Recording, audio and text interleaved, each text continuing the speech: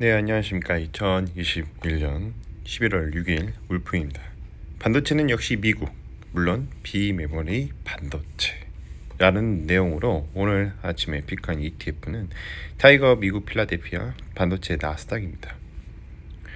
이 필라델피아 반도체 나스닥 같은 경우에는 관망 의견을 좀 드리는 부분이에요. 왜냐면 이번 주에 좀 많이 상승한 섹터이긴 한데 향후에 조금 좀 지켜보고 있다가 매수를 좀 할 수도 있습니다. 이 이외에 일주일에 급등한 섹터 ETF로는 코덱스, 미국 스마트 모빌리티 S&P입니다. 이 주가의 추세를 보면 이 두 종목들이 또 이제 밸류체인 전반에 투자하다 보니까 또 많이 부각이 돼서 섹터 오버슈트가 좀 발생을 했고, 또 이럴 때일수록 좀 분할로 해야 하는 거고, 또 이럴 때일수록 관망을 하면서 좀 기간 대비 좀 싸질 때 그때 접근을 하는 게 어떨까 말씀을 드리고 싶습니다. 투자 아이디어입니다. 이게 메모리는 삼성전자와 하이닉스, 마이크론 3대장이 있죠. 비메모리 반도체 이제 거의 탑 티어로는 이제 엔비가 있습니다. 엔비디아. 세상을 좀 바꾸는 거는 메모리만 있는 게 아닙니다. 최근에 엔비디아와 또 메타버스 테마와도 결합하면서 많이 부각이 되고 있어요.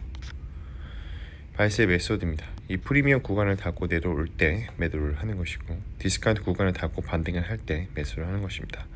차후에 동일한 패턴이 나오면 매수와 매도를 대응하면 되는데, 이렇게 프리미엄 구간과 디스카운트 구간을 추세를 그려나가는 것은 모든 주가는 기대감과 모멘텀을 가지고 상승과 하락을 반복해 나가며 현재의 미래의 펀더멘탈을 그려나가기 때문입니다.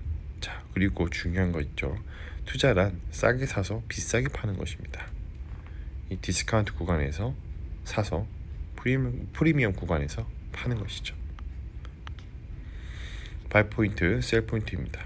일단은 하단에서의 급반등을 많이 줬어요. 그래서 섹터가 이제 급상승하는 흐름을 보여주고 있는데, 여기서 좀 추가적인 상승을 해서 정상 좀 안착이 된다면 새로운 펀더멘털 라인을 좀 그려가지 않을까라고 생각하고, 그렇지 않고 다시 하락으로 떨어진다면 이 단기 급등 후 조정으로 갈 수 있는 가능성이 충분히 있는 구간이다 라고 볼 수가 있습니다. 파란색 선에서 맞고 올라가고 빨간색 선에서 닿고 내려오는 흐름을 보여주고 있죠. 이 거래대금 같은 경우에는 최근에 이제 ETF의 거래량과 거래대금이 일시적으로 좀 상승한 부분이 있습니다. 조금 시장에 주목을 받고 있다. 설정 이후에 또 수익률을 보면 좀 계속적으로 우상향하는 흐름을 보여주고 있습니다. 이 미국 나스닥, 그러니까 필라델피아 반도체 미국 나스닥 같은 경우에는 산출기관이 나스닥이고요. 이 상장된 종목 중에 산업분류 벤치마크가 또 이제 반도체에 속하는 기업으로 시가총액 상위 30개의 종목으로 구성되어 있습니다. 이 산출 방식은 수정 시가총액 4중 방식으로 상위 5개 종목은 최대 8%, 나머지 종목은 4%에서 상한을 적용을 하고 있죠. 이 ETF 같은 경우에는 정기 비용이 매년 4회 정도 하고 있는데 3, 6, 9, 12월입니다. 자, 이렇게 투자 목적을 달성하기 위해 어쩌고 해서 자산 총액을 60% 이상을 투자를 하는 거고요. 필라델피아 세미컨덕터 섹터 지수는 이제 아까쯤에도 또 말씀드렸다시피 상위 30개 종목을 구성 종목을 하는 지수입니다. 근데 중요한 거는 환해지를 하지 않기 때문에 환율의 변동성에 다 노출이 되어 있습니다. 총 보수는 연 0.49%고요. 아직 상장을 했지 얼마 되지 않아서 분배금이 없습니다.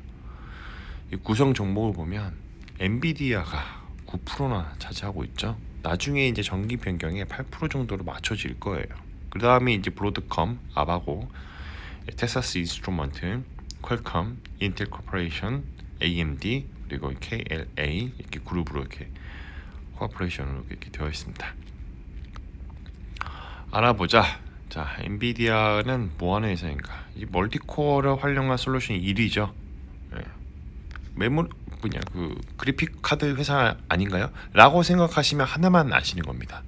단순한 그래픽 회사가 아니라 이제는 그래픽으로 끝나지 않고 멀티코어를 활용한 다양한 솔루션을 만드는 회사입니다. AI부터 시작해서 데이터 센터, 고성능 컴퓨팅, 자율주행 등 이런 다양한 솔루션을 제공하는 그런 솔루션 기업입니다. 그리고 솔루션 플랫폼 기업이라고 정확하게 보시는 게 맞습니다.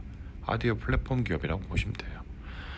그 다음으로 이제 브로드컴이 있는데, 이제 티거로 보면 이제 아바고 테크놀로지입니다.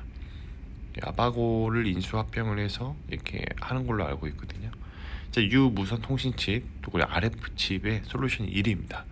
5G, 6G 이런 뭐 소어 필터나 앰프나 이런 것들을 잘 만드는 회사거든요.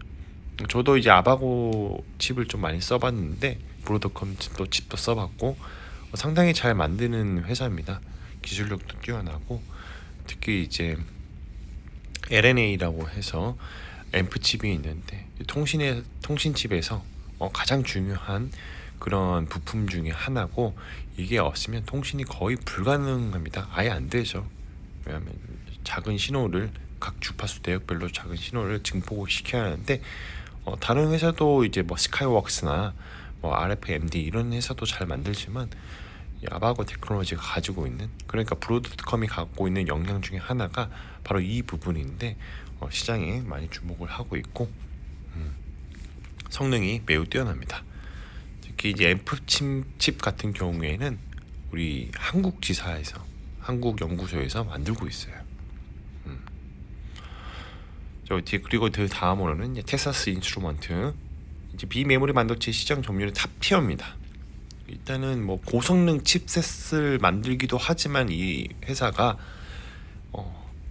약간 서브적인 그 쩌리라고 해야 하나요? 뭐 다양한 오프앰프나 뭐 아니면 뭐 단순한 메모리 같은 거나 뭐 센서 이런 것들을 종합적으로 또 만드는 회사가 텍사스 인스트루먼트 회사고, 이 회사에서 만드는 칩은 생활 가전부터 시작해서 자동차, 우주, 항공까지 안 쓰이는 게 없습니다. 이 회사가 망하잖아요. 전 세계가 망한 거라고 보시면 됩니다. 그 다음으로 이제 퀄컴이 있죠. 이동통신의 솔루션 칩 1위입니다. 이 퀄컴도 정말 대단한 게, 이렇게까지 성장할 줄은 몰랐죠. 아무도 몰랐을 겁니다. 지금도 좀 놀랄만한데, 이동통신 5G나 향후에 있을 6G의 이런 솔루션 플랫폼, 하드웨어 플랫폼, 소프트웨어 플랫폼을 다 보유하고 있는 그런 최고의 통신 칩 개발 회사라고 보시면 됩니다. 저의 코멘트는 이제 대한민국도 이제 비메모리 에이징 영역에서 잘하는 분야가 또 있는데, 이제 B2C보다는 이제 B2B에서 제한된 영역에서의 비메모리 분야가 좀 강합니다.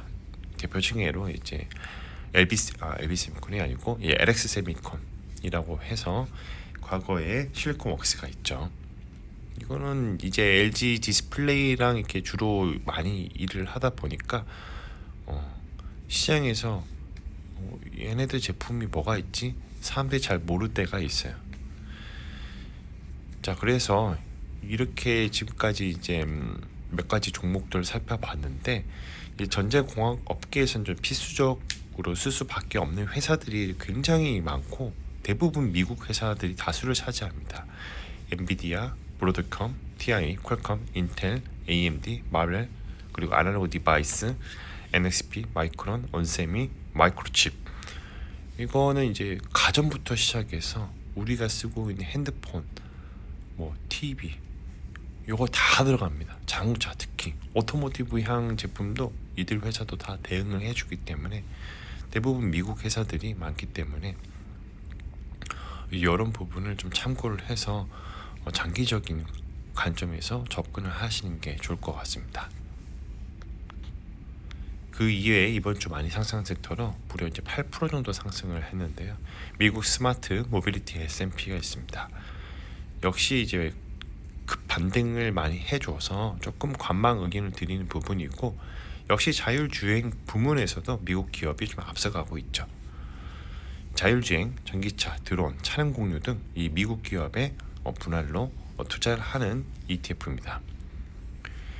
이 지수로 보면 캔서 스마트 트랜스포테이션 인덱스를 추종하고 있고요.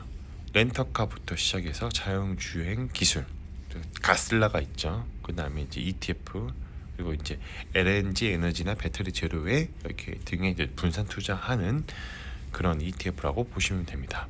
한번 지켜볼 필요가 있다고 저는 생각을 합니다. 마무리하겠습니다. 가격은 어떻게 결정되는가? 수요와 공급의 법칙을 따르게 되는 것이고요. 이 펀더멘탈 따라서 주가가 이동하는 과정 중에 리얼 옵션의 가치가 반영이 시작이 되면 계단식으로 상승하게 되고 가속화해서 상승하게 됩니다. 리얼 옵션의 가치가 최대치일 때 가격이 바뀌었으므로 사람들이 생각이 바뀌겠죠. 시간이 지나서 주가의 흐름은 원래 펀더멘탈로 수렴하게 되는데 이를 리얼 옵션의 만기라고 합니다. 자, 오늘은 타이거 미국 필라델피아 반도체 나스닥에 대해서 말씀을 드려봤고요. 금주 많이 상승한 섹터로 10% 이상 상승을 했습니다. 글로벌 반도체 밸류체인에 전반적으로 투자를 하는 거고 이 주가의 추세상 섹터 오버슈트가 발생했습니다. 이럴 때일수록 좀 분할로 접근을 하는 게 옳고 또 관망하는 것도 나쁘지 않다입니다. 컨텐츠가 좋았다면 구독과 좋아요 알람 설정 부탁드립니다. 오늘도 들어와 주셔서 감사합니다.